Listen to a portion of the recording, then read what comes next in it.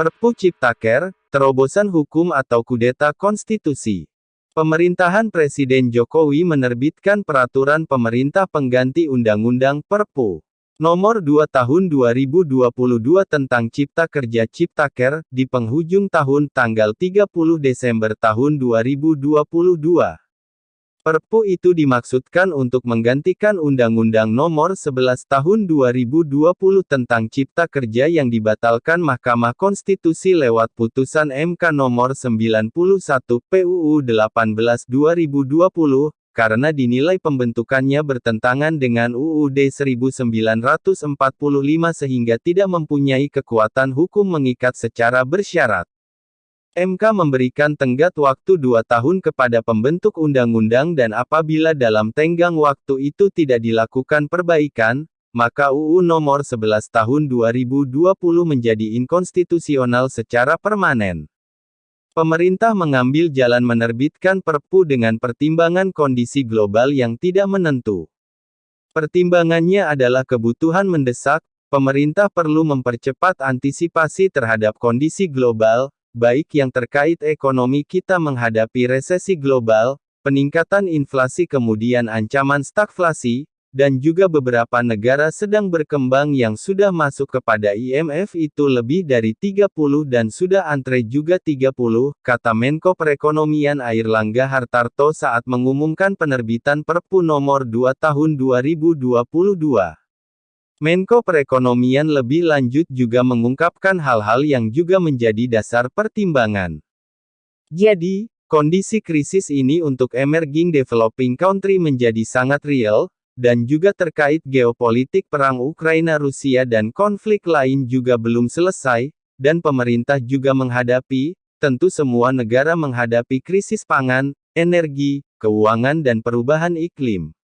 Menko Polhukam Mahfud MD menegaskan bahwa terbitnya Perpu Ciptaker itu sekaligus menggugurkan putusan MK yang menyatakan UU Ciptaker inkonstitusional secara bersyarat.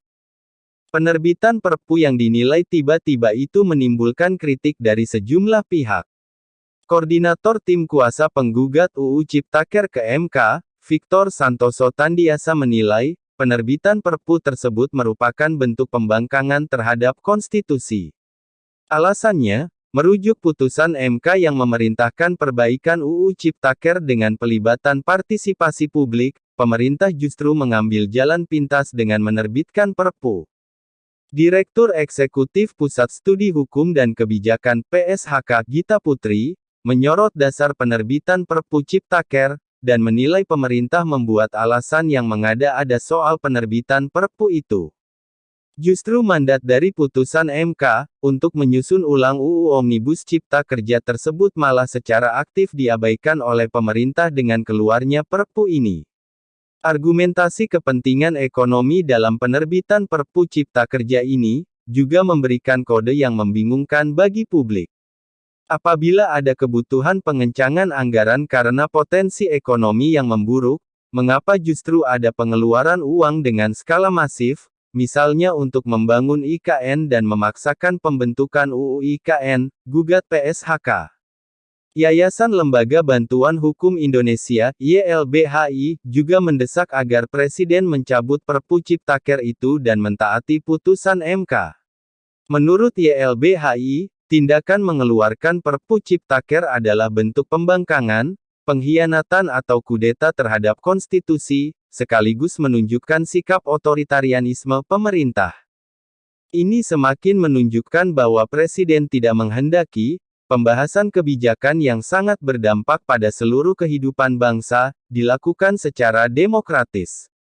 Melalui partisipasi bermakna, meaningful participation, sebagaimana diperintahkan MK, tegas siaran pers YLBHI. Tanggapan berbeda disuarakan kalangan buruh.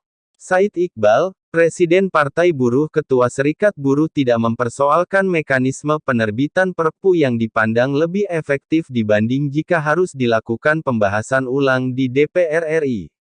Fokus penolakan kalangan buruh lebih kepada substansinya yang dipandang tidak mensejahterakan buruh, antara lain terkait dengan ketentuan upah minimum, outsourcing, jangka waktu pekerja kontrak, penggunaan tenaga kerja asing, waktu kerja, cuti kerja, sanksi, besarnya pesangon, dan pemutusan hubungan kerja (PHK).